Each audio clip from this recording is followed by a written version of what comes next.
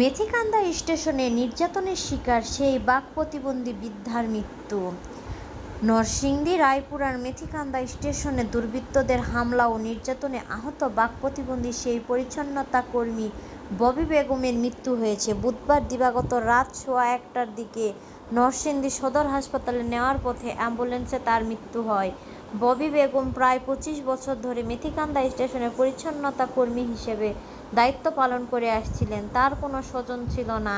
স্টেশনে একটি ছোট্ট কক্ষেই থাকতেন তিনি। বিষয়টি নিশ্চিত করেছেন রায়পুরা উপজেলার নির্বাহী কর্মকর্তা ইউএনও মোহাম্মদ মাসুদ রানা।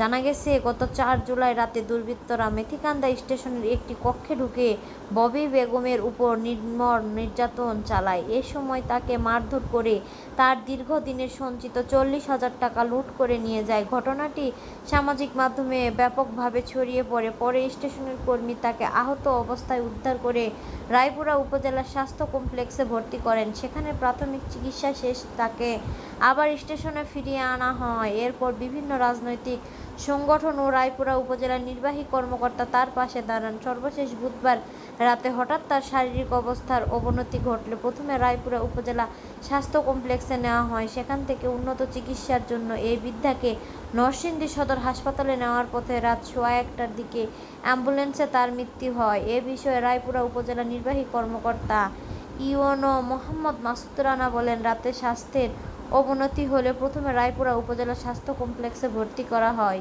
সেখান থেকে নরসিংদী সদর হাসপাতালে নিতে যাওয়ার পথে অ্যাম্বুলেন্সে তিনি মারা যান। মরদেহ ময়নাতদন্তের পর রায়পুরা দাফন করা হয়। তিনি বলেন, গত 5 জুলাই রাতে প্রশাসনের পক্ষ থেকে থানায় মামলা দায়ের করা হয়েছে।